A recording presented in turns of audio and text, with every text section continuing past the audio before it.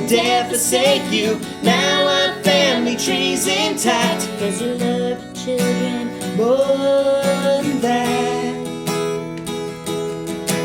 Uncle John was a lucky man, though a part of a bigger plan. Guess the same could be said for you.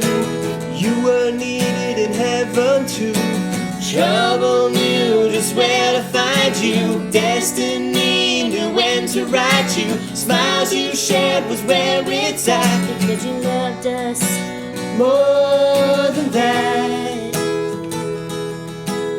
And I was definitely her favorite. And I was definitely her favorite. No, but she told me She told me I was her favorite. All right, Grandma. Well, lives are so much better, 'cause you bring us all together.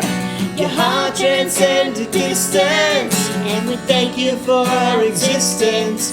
And despite the sad condition, you had the best disposition. I love you, Miss Patricia. Hope you know how much we miss you.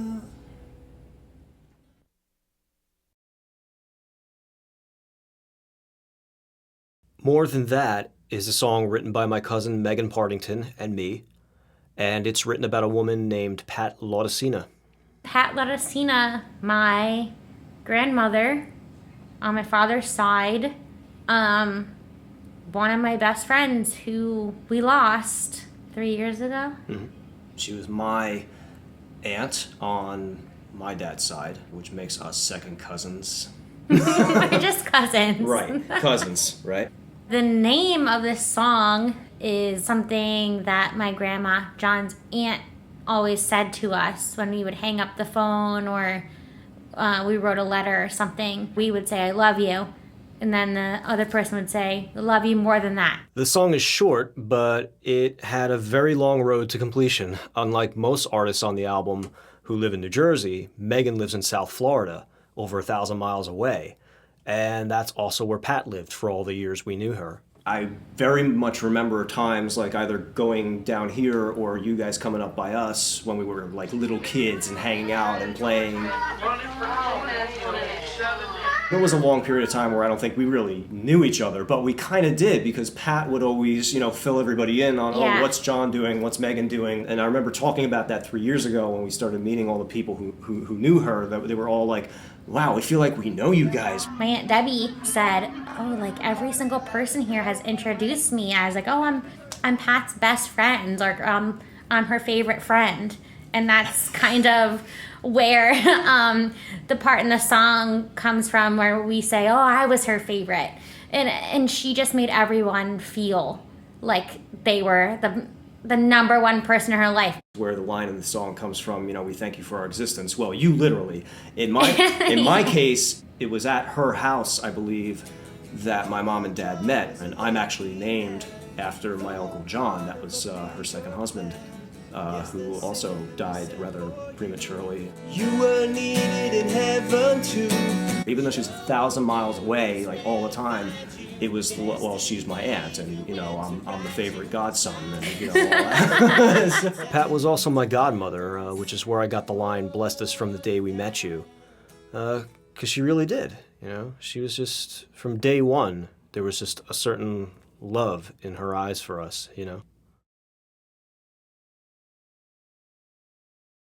I came down here for Christmas 2 years ago, right around the time I was getting ideas together for the record, and that's when I presented that idea to you. I've never written a song before. I'm very good at covering other people's songs, and I've never written lyrics either. So yeah, I was very apprehensive. I remember writing like a bulk of the words and just leaving like the structure, like you write this verse, and you just write all the music for it. It doesn't have to be anything crazy. I think you sent me like a verse and a chorus. I was like, yeah, she's got it. There's nothing wrong here. You're like, really? What more do I need to do? What should I do? Should I add this? I was like, no, really, like you've got it. Throughout the year, we tried to figure out how to record it.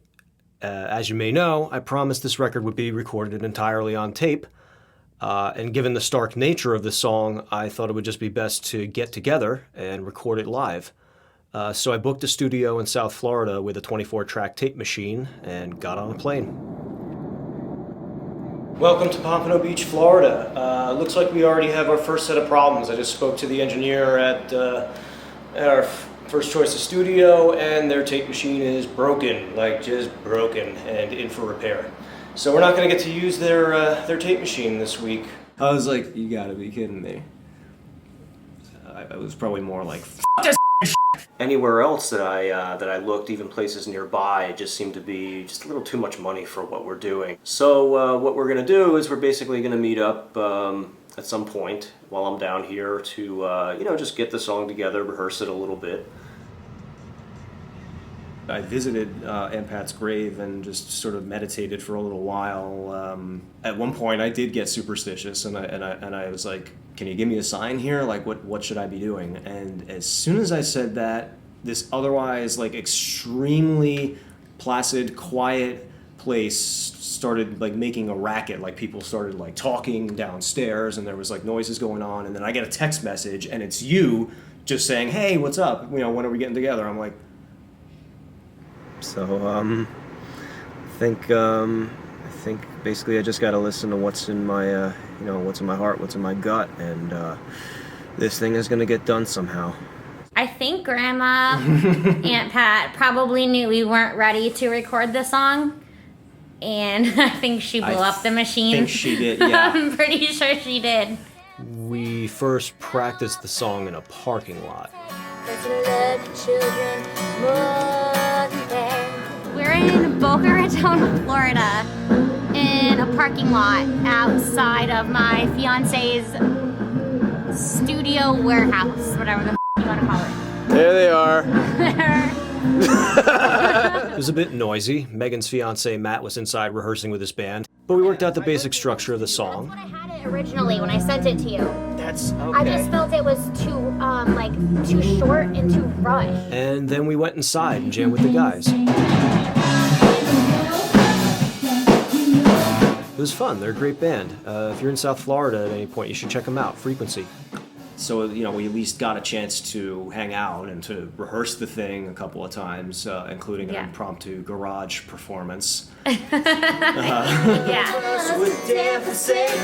We had a party at my cousin George's house on the Thursday. We ended up playing the song for George and his girlfriend Kathy. Which was nerve-wracking, and I'm all like warbly and out of key and probably drunk and everything else. Definitely drunk. That's what happens down here. Uh-huh. So we didn't get to record the song that trip, but there was still something really special about it. I think it set the tone for my next trip in August. Hey, you made it. Yes, I did. I'm on my way up I-95 going to your dad's now. It's August 31st, 2014, exactly 3 years to the day since Aunt Pat passed away. And to avoid what happened last time, I decided not to book a recording studio, and we're going to do it live in my cousin George's living room. And how are we going to keep that all analog, you might ask? This is our master tape today. Let's just do the first chorus again.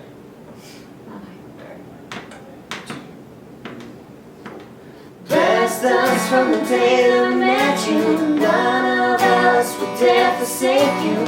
It took a long time, but it was worth it. I got to hang out with my dad's family again and their friends. I helped Megan write and record her first song. We got it on tape, and I think Aunt Pat would have loved what we did. It's heartwarming, beyond words. It's the perfect date, the perfect place. Yes. I feel so comfortable here. It's my first time ever recording, so I love it. I think it's perfect. I'm glad we finally got to do this. I know. Thank you. Thank you. It's coming to Johnny Rock and Friends for the record, and the song is called More Than That. So rock on. We'll see you soon. Hope you know how much we miss you.